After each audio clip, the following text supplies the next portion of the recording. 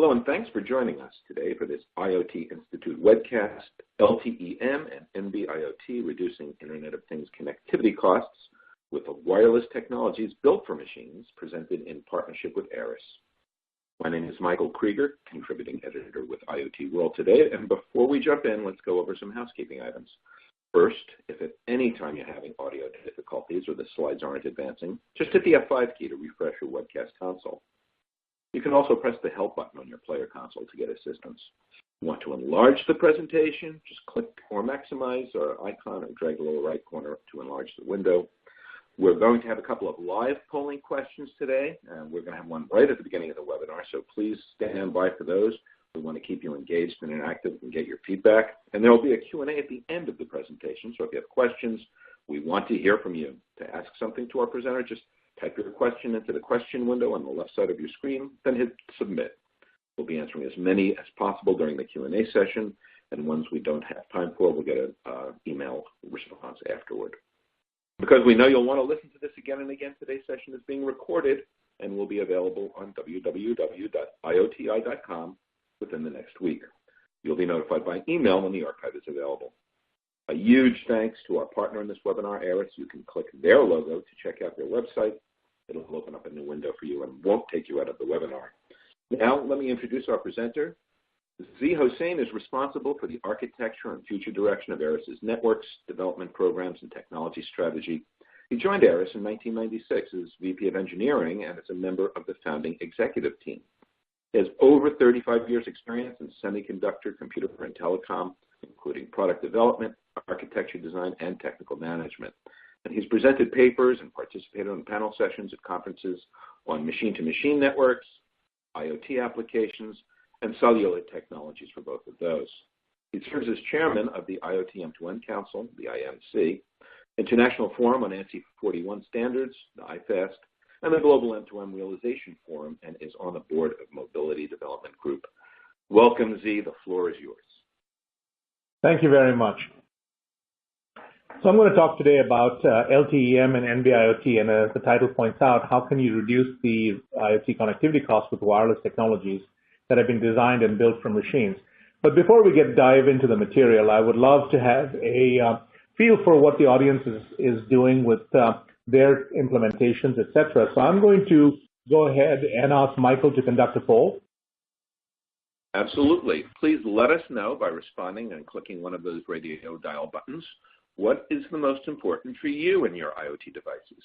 Is it a cost driver to have lower speed, half duplex, lower bandwidth?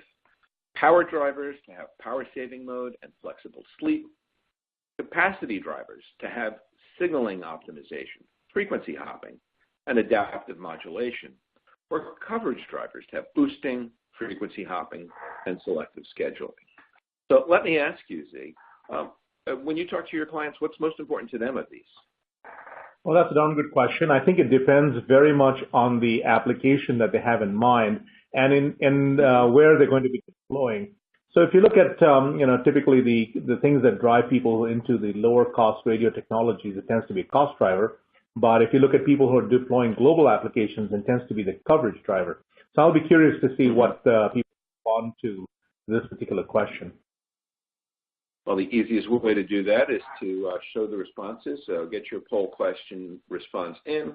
I'll advance now, and it looks like quite a blend across the board, almost 2018 and 2025. So they looks like they're all important to our people today. Okay, it's very interesting. I would have expected cost and coverage to be somewhat higher, but it's interesting to see that. Well, I guess I'm not surprised about the power drivers in retrospect, because that is one of the concerns that people would have to implement low power wide area networks. And installing applications using battery power probably has some meaningful outcome for them. Okay, good. And so let's move right. Sorry, go ahead. I was going to just remind everyone you could submit questions to Z at any time. We'll get to as many as we can after the presentation. Go ahead. Okay, so let's get into the material of the presentation, and then we can address some of the other questions that we do have of the audience later on. First of all, let me start by giving you some information about ARIS, who we are, what we do. We are a IoT services provider, along with the capability of analyzing the content of the data that they transmit. We are headquartered in Silicon Valley in San Jose. Our operations are located also in San Jose, in Chicago, in the United Kingdom, India, and Japan. And we have network operating centers around the world as well, San Jose, Vegas, London, and Delhi. In terms of the numbers for the company, we can provide global service in more than 180 countries. We are the 6th largest in cellular IoT global today. Inside the United States, the 3rd largest behind a couple of large carriers, and around the world, 6th largest behind 5 carriers. We are currently processing more than 1.5 billion messages on behalf of our customers. Now, we work with enterprise customers in various markets. These are connected car markets, fleets, healthcare, financial markets, industrial IoT, and utilities, whether it's a meter reading application for electricity or water or gas. So the devices that are deployed by our customers, by the enterprise customers, range from small, medium to large companies in those various markets. Let me give you a little bit of a flavor and for the kinds of things that people are doing on our network and what is our core capability available for the industry. We provide the broadest IoT platform in the industry, going all the way from the network to the application. Now, in some markets, we're helping customers with the devices, the sensors, which provide that data on the left, as you can see, but not all markets, because that is really the domain of our customers. So we take over from when that data arrives into the connectivity, the data transport section of that slide. Having said that, if a customer has a particular requirement for a sensor or a device or assistance that is needed for the firmware, we have partners who can provide that capability for them, and we can refer people to that. It is not our domain to worry about the application itself, but we help customers figure out what to do for an IoT application in their domain. From the connectivity, the data transport is sent into the storage and management systems. And again, it is sometimes a necessary capability that we can provide the fault-tolerant storage and management on their behalf, or if they already have servers and networks and capability for storing that data themselves, then they can receive the data directly. In other words, you don't have to participate in our data storage and data management capabilities if all you want is connectivity, or vice versa. From that storage and management, we can perform the analytics, the transformation of that data for generating the business action that people really need for that IoT application, and then the application development tools for presenting that data on behalf of the customer who may want that data in a particular format, etc. We have some tools available to be able to do that. And finally, the entire process of rating and billing, managing the entire presence of that network for monetization purposes is something that we provide. Across the bottom, you see the word security. It is essential that we provide the security for IoT devices for our customers, since that is a very, very key aspect of our capabilities that we believe is important for IoT application deployment in the future. Layered on top of this platform are the various solutions. You can have connected vehicle solutions. We have our own that we're supporting customers with, capability of providing application support soup to nuts, from the device that is used to control the handset smartphone that might be used to control the application functionality, all the way up to concierge services as necessary. There are fleet telematic solutions that have been deployed by our customers, and obviously there are multiple vertical markets that people have deployed solutions. Again, just as the takeaway from this slide, I would emphasize is that we have the broadest IoT platform, but if customers have some element of it already themselves, they can choose to implement that, and we can provide the data in any way, shape, or form they might need for that analytics function to work, for example, or to be able to use their own application development tools if they need to do so. Let me touch base on a little bit of information about what's happening in the global markets for cellular connections in general. This slide is from the Ericsson Mobility Report from a couple of years ago, but it's still very relevant today. What you start seeing is that in the 2015 timeframe, the tendency for customers to switch from older generation cellular IoT technologies to newer generation became pretty pervasive. So you see 2G starting to tail off a few years prior to that, HSPA, WCDMA, which is a 3G technology, flattening out at that point, and LTE starting to come on strong. And indeed, by 2021, which is where this data ends, you can see LTE becomes the predominant usage, cellular technology usage, both in terms of global cellular for handsets as well as M2M and IoT. And you start seeing, just barely start seeing 5G come into play in the upper right-hand corner of that graphic. I think that's a little aggressive, perhaps, for IoT and M2M, but certainly that could be market for handsets in cellular markets that have deployed smartphones. Now, the IoT unit predictions are pretty large. This is a study done by Machina Research. They have basically estimated that by 2025, you will see about 30 billion, that's billion with a B, devices out there, of which a significant portion, not all of it, a significant portion will be cellular and low power wide area networks, which will be the focus for this discussion in the webinar today. Not surprisingly, there will be a lot of fixed and short range technologies in play. There are many applications that simply do not need long range capability or can use in Ethernet connection, for example, or some kind of ISP connection. So if you look at the 30 billion that's estimated out there, about 7 billion will be cellular, and of that 7 billion, maybe 2.5 billion will be 2.5 billion will be cellular, and the rest will be low power wide area by the 2025 timeframe. This is a good estimate. I believe that there is a little bit of, let's put it this way, uncertainty in the numbers. And so if we don't hit 30 billion and we're short by a factor of even 1.5 or something like that, it's still an enormous prediction. And that's the key point takeaway from this slide, which is that you see a large number of devices being deployed over the years. This is a chart that Cisco put out, which has got some similar estimates, but these are looking really at M2M and devices that are in the market already deployed for the past couple of years, and then looking forward as well. And you see the numbers are slightly different from what Machina provided, but that's not surprising. What is important is to look at the compounded growth rate. It's enormous, and you start seeing LPWA become a larger and larger fraction of that total deployed devices. Cisco estimates that by 2021, you will see 3.3 billion M2M devices, IoT devices, that are a combination of cellular, 2G, 3G, 4G, and LPWA. They show 2G sort of staying relatively stagnant from a total number of units devices, but becoming a smaller fraction from 29% in 2016 down to 6% in 2021. And of course, both 4G LTE applications as well as LPWA applications take up the vast majority, 75+% of the devices will be in those two areas, 4G and LPWA. Again, the takeaway from this is a significant compounded growth rate, 34% over those 6 years, 6 years that they have shown this data from. Now, I'd like to dive into another poll to get a sort of a sense for what people are looking at from a technology perspective. So Michael, and I'm sorry, this is the number of devices that we expect them to deploy, because that has some impact and bearing on the kinds of technologies that they might want to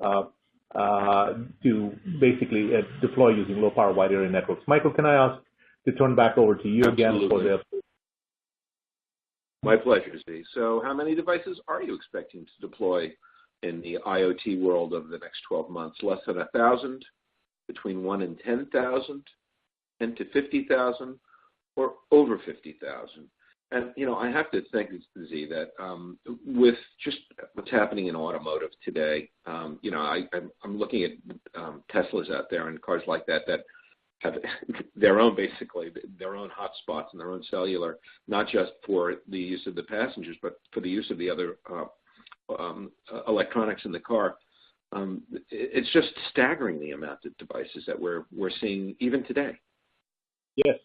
The reason we kept these numbers a little bit on the smaller side was, again, we're hoping that the people who are coming into this webinar are probably newer applications, newer customers who are starting to explore the low power wide area networks.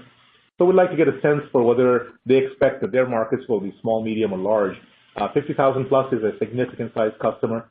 Most of our customers are larger enterprise customers, are easily well above that, but it sort of gives us a sense for what might be next year or so. So then, yeah, let's find out who's here. And you're absolutely right. The bulk, half, just over half, say under 1,000. Yep. 28% saying in the 10,000 range, another 12% in the up to 50,000 range, and just a few of us, only 3% or so, at the above 50,000 mark. So sounds right to me. Yeah, not a surprising outcome, because I expect the audience in this particular presentation are probably new people getting into IoT or looking at LPWA as a new capability for them if they already have existing IoT applications. Clearly, when we have some customers who have millions of devices, 50,000 is a start for them, and they're deploying that many again or more. So it's the kind of stuff that we like to see customers get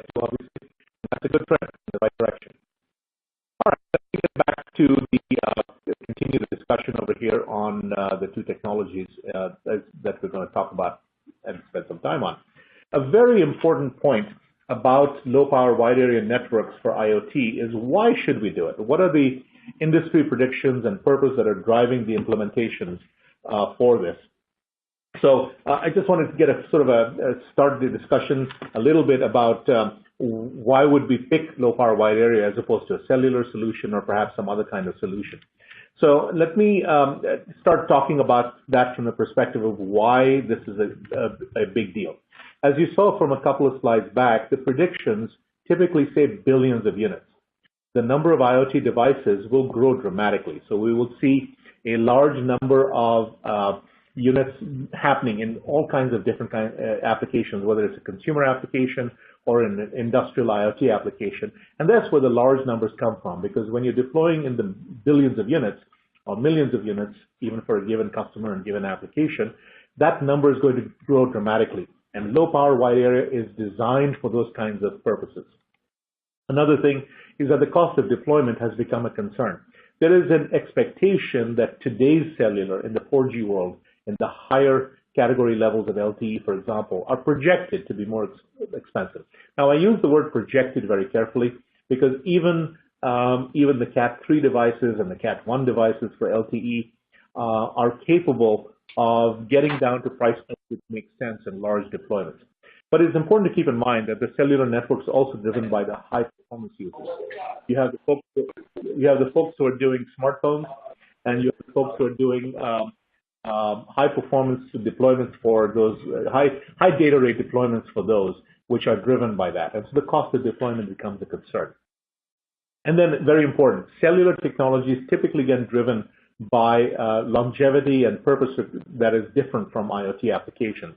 You have non-IoT applications, smartphones that drive cellular technology, and those technologies have a tendency to change too rapidly. Well, that's one of the areas where the low-power wide area networks can make a difference, can make an impact. Some of them have the ability to use, for example, unlicensed spectrum, and that allows them to exist for longer lifetimes from the technology availability perspective compared to the standard space. So let me dive into that just a little bit more. But before I get there, the LPWA requirement assumptions are very important. The technology and business assumptions are what drive the implementation of the technology, the availability of the service, as well as the IoT applications that use that. It is a well-known fact, at least from our perspective, and not necessarily from everybody out there who understands this, is that many IoT applications need very low data rates. They do not send the kind of the data that a video application or a smartphone user might want to have. So typically, you might send 100 bytes in a packet with some relative latency tolerance, or you might send up to a few hundreds of kilobytes, maybe a megabyte per month typically. These kinds of applications are ideal for LPWA, and the higher end applications tend to use regular LTE. And I'll do a comparison between why you might want to select one over the other, particularly when you're dealing with LTE. Another requirement for LPWA is that devices in those applications that are uniquely suited for LPWA must operate for long periods, typically using a few batteries, whether it's a AA batteries or a couple of D batteries, for more than 10 years. The ability to transmit without having to have a human touch or without having to have a source of electrical power is important for these kinds of applications that are only sending and receiving a few transmissions a day for some kind of meter read, for example, or some kind of report that is for a level sensor or a capability, a temperature sensor, something that is just sending a little bit of data, sending a few transmissions a day. You do not want to supply it with electrical power. You want it to stay out there in the field for many years. Another important requirement for LPWA is to provide low-cost radios and low-cost services. Traditionally, cellular radio modules have been relatively expensive, although dropping in price over the years. LPWA is targeting well below the kinds of numbers that you would see in a cellular deployment, typically below $5 to $7 in large volumes, and heading below that when you start looking at some of the NBIoT kind of LPWA application, radio modules that are available. The services will also be relatively low, although that trend hasn't started yet. The requirements for supporting these applications for very low usage at a few dollars per year or a few euros per year, is still a capability that we haven't achieved yet, but we're getting there. But these are the kind of requirements, the assumptions that customers are making when they're looking at LPWA to begin with. Keep in mind that if you need to send a lot of data and you need to send data that is continuous perhaps, or sending more than a few megabytes per day, then LPWA may not be the right answer, and you have to make those kinds of decisions fairly quickly to understand what technologies are available that you can use. And I'll touch base on that in a few minutes. So where does LPWA fit? Essentially, it's competing with cellular services. Typically, the LPWA transmissions reach a nearby tower within the 1 to 10 mile, give or take a few, range. That is important because when you look at other technologies that are available, such as Wi-Fi or Bluetooth or Zigbee, they are simply too short a range for them to be useful in this kind of an application. You want to have the transmissions reach a tower, reach some place where they can then be communicated into the IoT networks, into the services that customers are expecting the data to go into, and not have to rely on some kind of intermediate transmission from the Wi-Fi device into an ISP, whether it's a landline ISP or something else, a cable modem perhaps, because that control aspect of that transmission goes away, and I'll explain what that means in a minute. So essentially, avoid the issues of the short-range transport. You don't need an ISP to backhaul that data. That the sensor data that is being collected or the temperature reading that is being taken is transmitted directly into the IoT network, not having to worry about an other-purposed ISP, which may or may not be available. The other thing that it eliminates is the setup complexity. We've had customers who came to us with the Wi-Fi products wanting to incorporate cellular technology within the hardware device to transmit the IoT data. And one of the questions that we have learned over the years is that short-range transports tend to have complex setup requirements. For example, if you have a Wi-Fi product, there's an expectation that the person who installs that product, maybe it's a consumer who has no expertise with opening up firewall routers, worrying about how to configure the data to reach the servers that are associated with that IoT application, or if the ISP happens to have a downtime of some sort that impacts the application, you could end up with trouble. And in this particular case, we have discovered that in some situations, the complexity of the setup and future support can be so expensive that that cost can be easily justified to switch over to a cellular backhaul, which might have a slightly more complex radio, but ultimately works plug and play. You plug it into the wall, and away you go with the application. And finally, something that LPWA is clearly competing with is the standard LTE data services that are available today. It is similar in range to the tower, and it, generally speaking, once the coverage is available from the various carriers who are deploying the LPWA application, the coverage will be very similar. But in general, the expectation is that both the initial deployment will be lower, the cost will be lower, but the performance will be lower as a result as well. So only certain applications will take tremendous advantage of LPWA technology. So what are these markets and applications that LPWA can take into account and provide capable technologies for those applications? McKinsey did I think, a very nice chart, which is that they show you that in a wide range of different kinds of applications and markets, LPWA IoT in general, could have a tremendous impact. And the impact of these technologies range from home automation, which is a $200 billion market by their estimate, and I think this estimate looks out forward a little bit, ranging from factories where you monitor operations and equipment optimization technologies are deployed, which is in the $1 trillion range. And then you have work sites where you have operations and optimization, human health and fitness applications, cities, smart cities, public health and transportation. The point is that by 2025, the expectation is that this market, the impact of IoT in these markets, is going to be measured in the trillions of dollars, incredibly large numbers. Again, I want to emphasize, without going too negative here, that LPWA network app solutions do not work for all applications. So let's work on that. First thing is that these LPWA technologies are not useful for applications with a real-time transmission requirement. They generally have higher latency. So if you have a real-time need, some of these technologies may not be as useful as implementing either an LTE solution or implementing another kind of solution that relies on a choice that has to be made between the two that might be available or more that might be available in any given market. The throughput is lower, so you have to worry about the volume of data you're sending. You're not going to send video feeds on CAT-M or NB-IoT. Certainly that capability is in theory possible, but in practice you simply wouldn't achieve the kind of outcomes and results that you would want. So what are these applications? What can LPWA do? As that chart shows, and I highlight a few of the typical applications that we see people addressing with LPWA, that technology is sufficient for applications and markets like smart cities, where you might be implementing a parking solution or a lighting solution where you're monitoring the lights in a city, traffic monitors, waste management systems, things that can take advantage of the low data rate requirements and the higher latency capabilities that the technologies have to offer. Agriculture, non-precision agriculture. Precision agriculture is a little different. If you're trying to control a combine to the nearest few centimeters because you want to make sure it traverses a specific path down the field, that's a little different. Non-precision agriculture, such as irrigation systems, water metering systems for delivering water to farmland. Those kinds of applications are ideal for LPWA.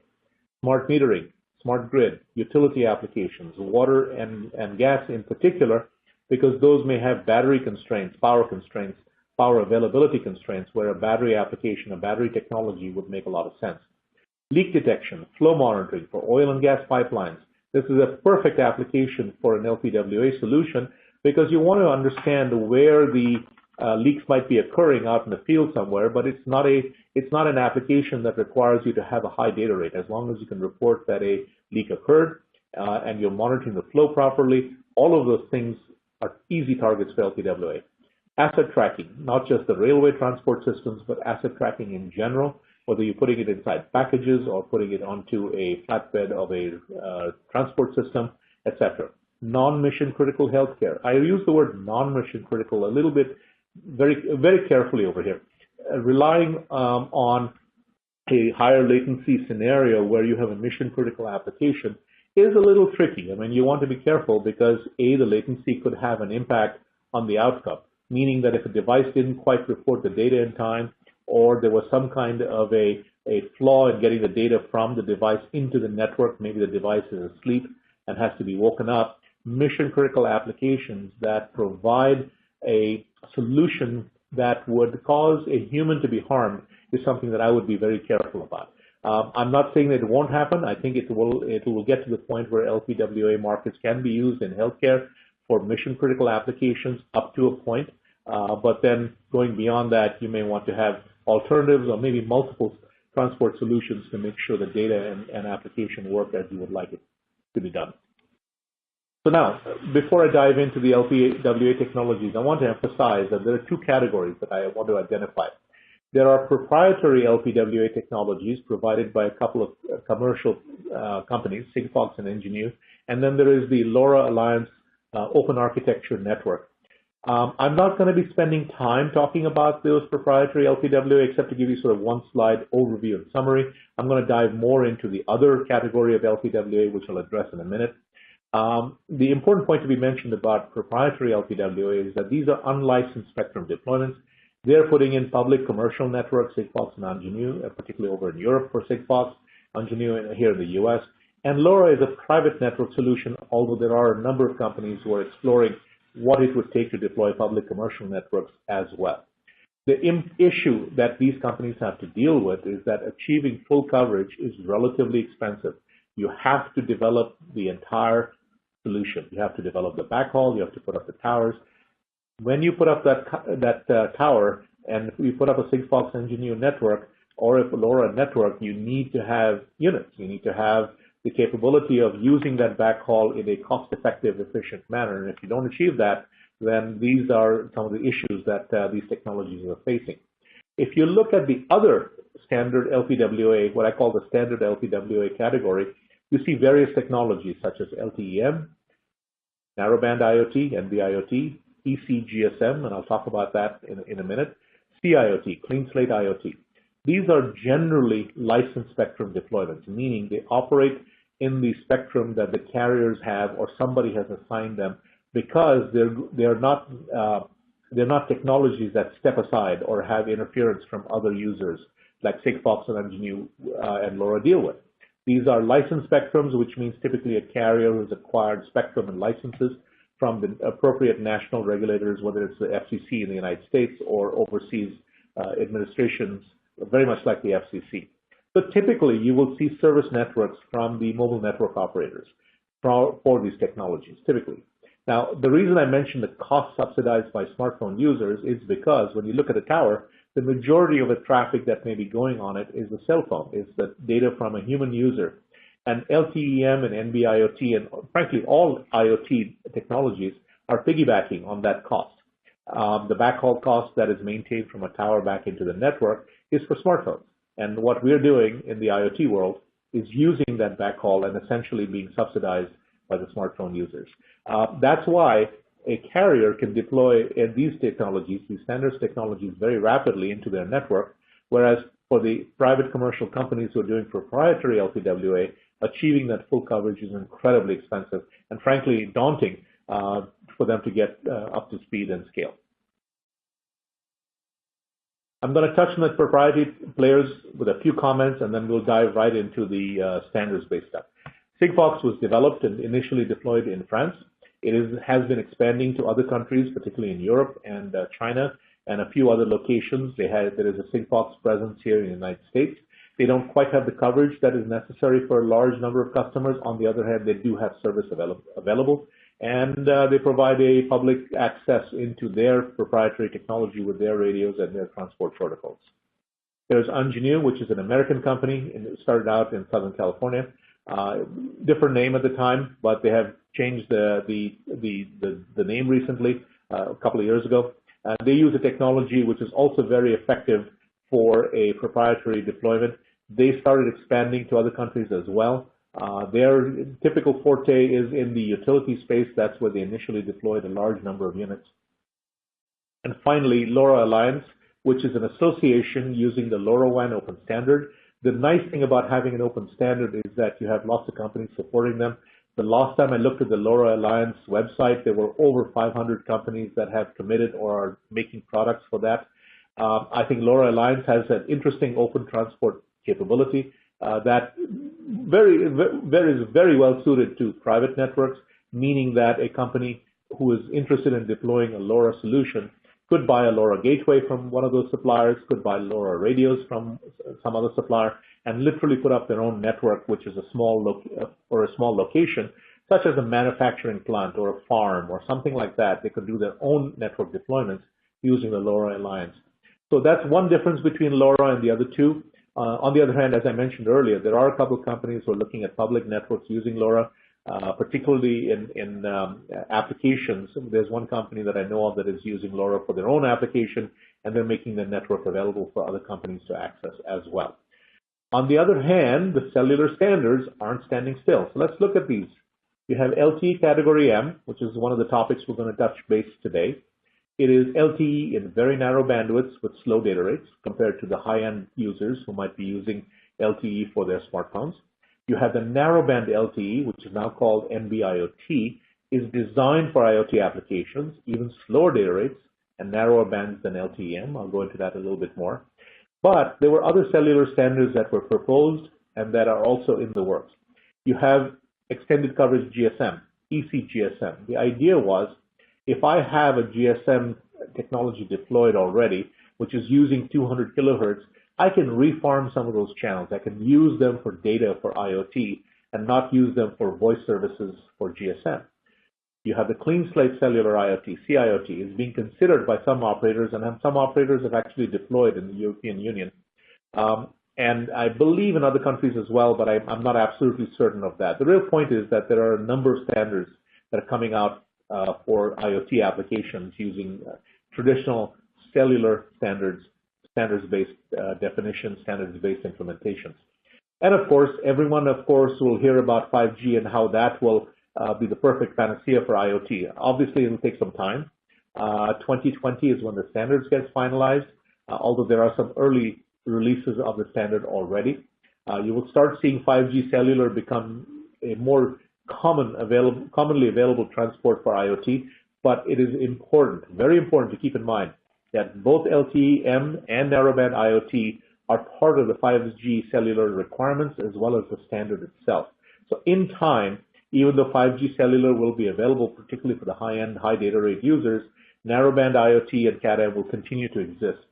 One other important point I want to make about the standards is that while there were a number of proposals on the table, a few, I believe, have either fallen by the wayside or will fall by the wayside. Indeed, if you look at the GSMA, which is the GSM Alliance organization, they have decided that the LTE-M and NB-IoT is now classified as something called mobile IoT. They call it mobile IoT on all their white papers, on their website, and they're focused on those two because the carriers seem to have accepted those two as opposed to the other two, the extended ECGSM or the clean slate IoT capabilities and technologies. I think that's a natural because these two fit well within the spectrum and the capabilities of the systems. It's an evolution of the network infrastructure for these two technologies to deploy LTE-M and NB-IoT. And so it's something that the cellular carriers accept as being a natural evolution for IoT. So I'm going to focus really on this presentation, on the rest of this presentation, on these two technologies and not worry about the others at this point. Let's look at a comparison between the capabilities, a sort of an overview comparison between LTE-M and NB-IoT. The outdoor range, similar. LTE-M might have a little bit less propagation distance, about 11 kilometers. NB-IoT might go a little further, up to about 15 kilometers. Obviously, these are short-range technologies, but not as short as Wi-Fi, intended to go from the device to a tower. LTE-M, the spectrum it uses is within the LTE bands. NB-IoT has some more flexibility. You can choose to use sections of the spectrum that aren't traditionally used for LTE. The bandwidth that each technology implements, LTE-M uses the low end of the LTE band, bandwidth capability, which is the 1.4 megahertz, and NB-IoT goes down into the 200 kilohertz range, which allows a little bit more flexibility about where it can be deployed. Clearly, the choice between bandwidth and data rate is the result of that choice. So LTE-M can do a megabit per second. In many cases, that may be may not be available to all devices or all applications in a higher density market, but that's the theoretical rate for LTE-M, where NB-IoT is designed for a data rate that's less than 150 kilobits per second or so, about a factor of 5, maybe 10 lower in performance. Latency, which is the network latency for these two technologies, varies because LTE-M is designed to be a little bit less power hungry, a little bit more power hungry, more battery and more uptime for the technology to transmit into the network. The latency is 50 to 150 milliseconds.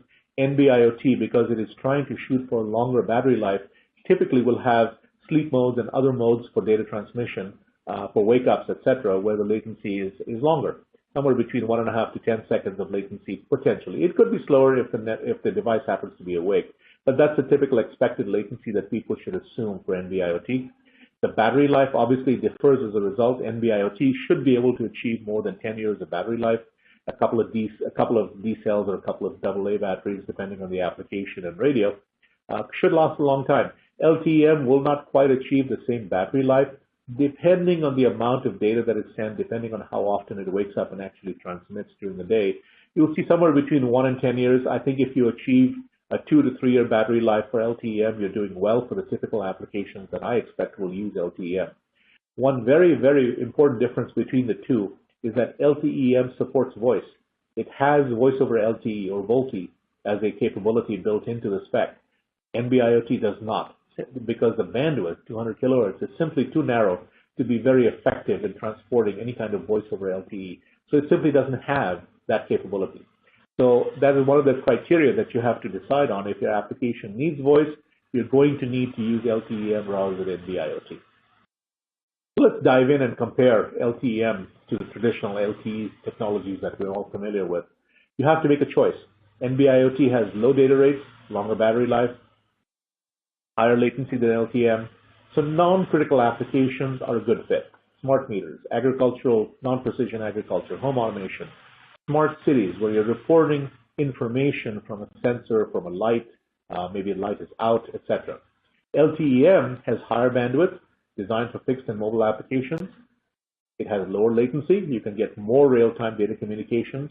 And so mission-critical applications in general, when you compare these two, will be better in LTE-M. So patient monitoring, non-critical patient monitoring, wearable devices, home security, point-of-sale systems. This has very good applications.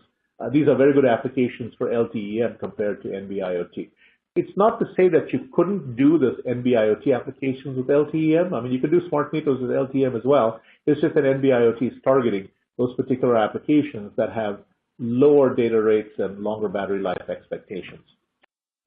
Both obviously are slower than LTE. If you have a high throughput application, you need LTE. But in general, your battery life will be way too short for low power usage when you go into category 1 or higher kinds of applications, LTE category 1, etc. If you look at this chart, which I think is an excellent chart from Sequence, it gives you an idea of the kinds of applications that you should expect to be able to be deployed in those various applications. The terminology, by the way, is a little bit different.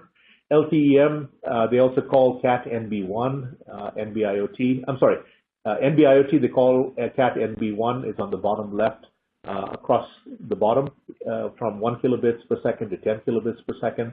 So you see some things like sensors, parking controls, pollution monitors, lighting, all the way up to the category 4, where you start seeing the IoT aggregators who are doing routers, maybe doing wireless hotspots inside a car, using it for infotainment, and higher. So, and the ones in between, Cat-M and Cat-1, provide sort of a middle ground where you have smart devices, wearables, tracking systems, asset trackers, telematics devices that start edging into the Cat-1 space and higher. And then, of course, when you start getting into Cat-1, you can do the digital signage, connected devices in the healthcare industry, PDAs, alarm panels, etc. I think there's a good chart. So if you have an idea where your application fits, it sort of gives you a first blush look at the technologies that you might want to look at for your application deployment. Now, let's get into another poll because I want to get a feeling from the people who are on the webinar as to what kind of connectivity technologies that they're considering for their deployment. Michael, can I hand this back over to you again? You absolutely can. So what non-cellular connectivity technology have you considered for your deployment? Good old Wi-Fi, the unlicensed LPWA, satellite, or some other short-range wireless? And, Z, I really appreciate you putting up that chart before that showed the different uses, because that was the question I was about to ask you, is which technology is best suited for which of these uses. Do you think that because of just the explosion in the number of devices, we're going to see a lot more in the low power, low bandwidth devices than we have in years past? Definitely. I think that both the cost aspect and the fact that the initial capital requirement for the radio module itself, as well as the potential for reduction in cost down the road from a services perspective, will be something that will drive LPWA. And I'm not the only one who reflects that. If you look at the Cisco chart and the Machina chart presentation, they kind of feel the same thing. Obviously, Wi-Fi, Bluetooth, short-range technologies have a play when the application doesn't need to transmit into a cloud or a server somewhere, but these other technologies come into play when that's important. And we have a ton of questions in the queue already, but get yours in so we could get your answers at the Q&A following the presentation. As for this poll, 40% Wi-Fi, a third unlicensed LPWA, 20 to about 1/5 with short range, and just under 5% say satellite. Yeah, not a surprising outcome. We do see people in many markets looking at Wi-Fi. Clearly, I'm hoping that those people who are considering Wi-Fi will either look at a Wi-Fi hybrid solution where they go to a gateway that might be cellular, or will consider LPWA technologies down the road, because the cost of LPWA technologies will be similar to Wi-Fi. On the other hand, there is a service aspect to it that Wi-Fi may not necessarily cost the enterprise a cost burden, where on the other hand, the user might see that because they have to have an ISP. Okay, very good. Let me continue on with the rest of this presentation. Not a lot of slides left, but I will give you an idea of what LPWA is about, where it's happening, and why you should consider it. The most important the point I want to make is that the use case will drive your choice. Look at your application requirements, and that's how you decide which one is more effective for you. Do you not need real-time data? If that's the case and higher latency is okay, then NB-IoT will work perfectly well. You need voice. Well, right off the bat, there's no voice in NB-IoT, so LTEM is the only choice. You can go through a series of questions like this, and that drives you in a particular direction between these two choices. You absolutely have to have long battery life. Well, NB-IoT gives you that long operational life that CAT-M LTEM will not. You have to have real-time communications with a lower latency than NB-IoT. Not as good as LTE, but good enough that the application needs better outcomes than NB-IoT can provide. Right off the bat, LTEM will be the right choice in that approach. Do you need a lower cost radio? At some point, NB-IoT radio modules will be well below LTEM, sub $5 in time in high volume, which will be comparable to what people can do with 2G GPRS today. And LTEM will stay higher than that, maybe a 50%, 75% premium above that, possibly even a tad higher because the radio will be more complex. Do you need to have a physically mobile application, meaning mobility for the device? Is it located in a market where the device will then need to move to a different market as a natural function of it delivering some kind of capability? Well, LTEM has mobility management support built in. NB-IoT does not, although in time that may change. But today, LTEM has mobility management support. So if your device moves from one market to another, like, for example, if it's tossed into a package that is being sent for asset tracking purposes, you have a device in there that's managing that package location, and LTEM probably has a better outcome. Now, these aren't the only questions. There are lots more. And our sales engineering folks work with the customers we have to make a decision to help them along the path from getting from having an idea in mind to where they have a device out there that is deployed in these technologies. Let me look at the global status of what's happening with LTEM launches. This is data from April of 2018, earlier this year. These are the carriers who have provided LTEM networks or are in the middle of providing LTEM networks. In the United States, it's AT&T and Sprint. Verizon is also committed and has deployed a full-blown LTEM network. Sprint is a little bit behind the other two, but will have that by the end of 2018. Now, notice I haven't put T-Mobile in here yet. They have said they will look at LTEM, but they haven't made a formal launch yet, and so they will in time do that as well. But these are the countries that have deployed LTEM or have launched it and are in the middle of getting their deployments done.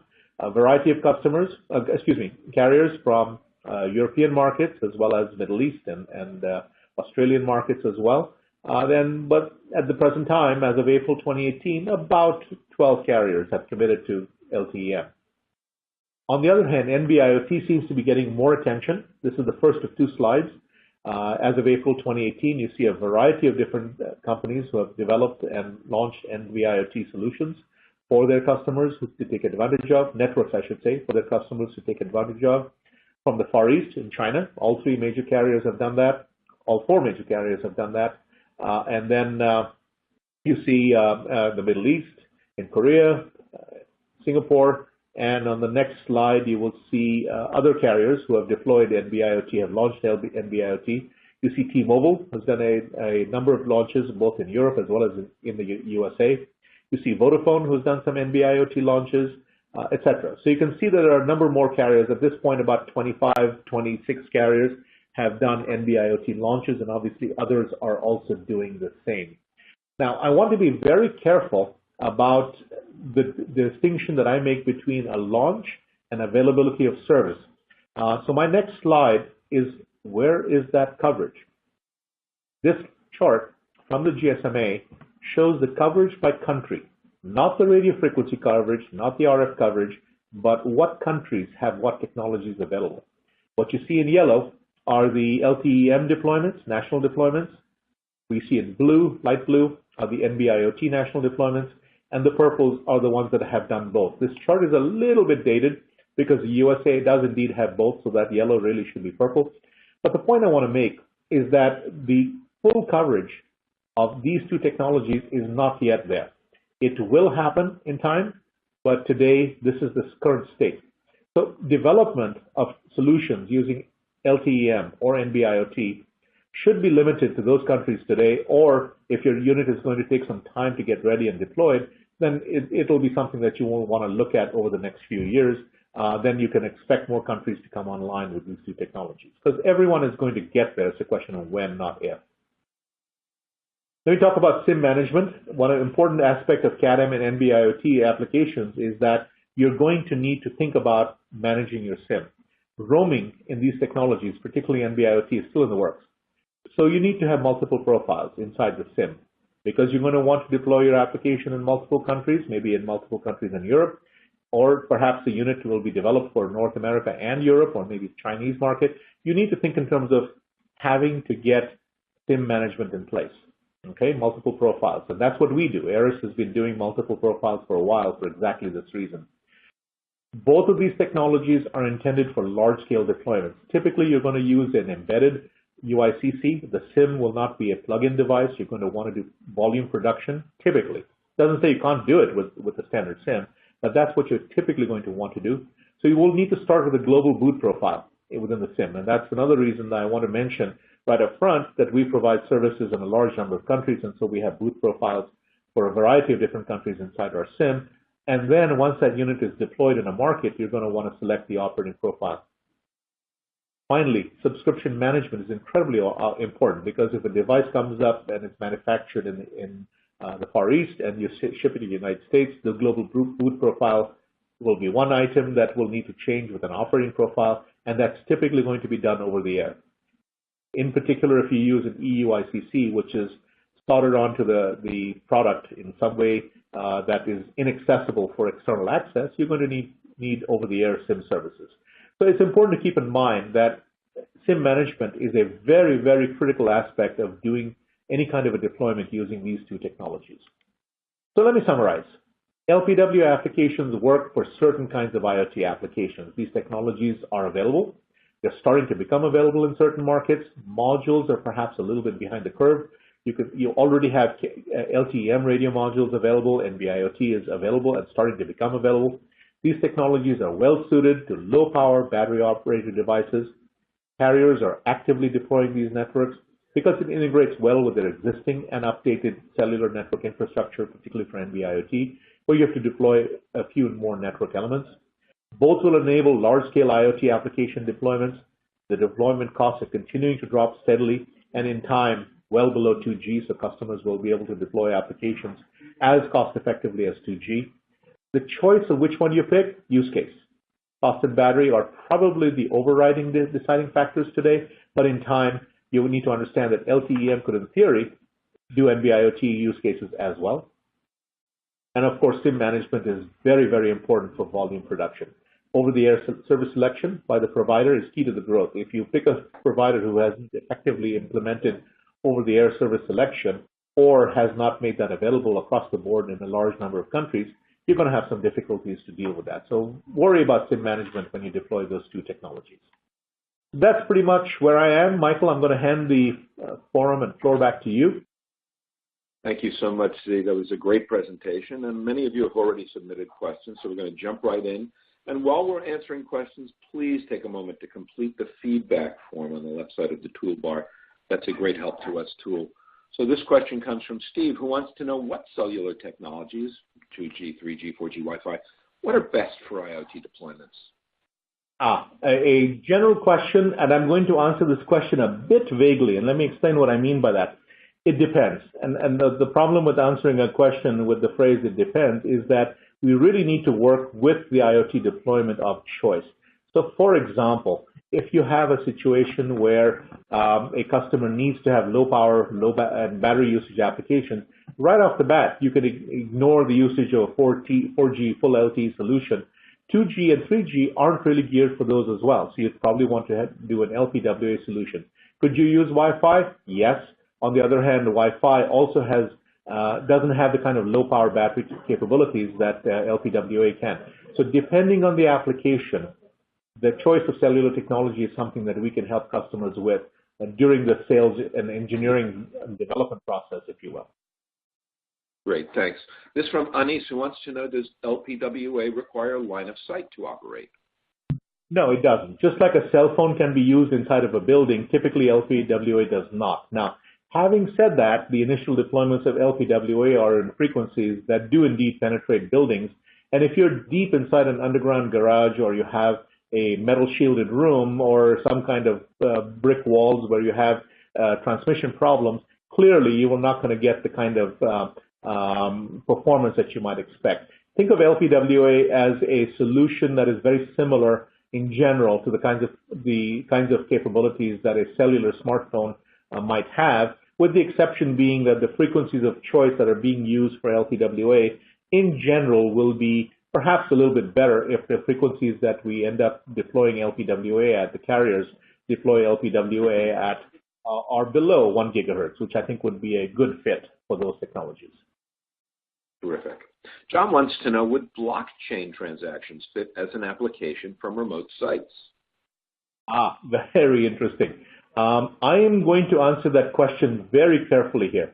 Level or Generation 1 blockchain, which is the technology that was implemented for the cryptocurrency, the Bitcoin world, is simply not practical for IoT. And the reason I say that is that the cost of transmitting the entire chain, the information associated with the history of the chain, is literally impossible to achieve in an IoT application unless you limit it to certain kinds of data only. And that's because the transaction speed, the amount of information that needs to be sent, would be impossible for any kind of sensor to support. You might have a gateway that can perform some of that functionality if you choose your outcome correctly. If you look at the Bitcoin blockchain size today, it's over 150 gigabytes.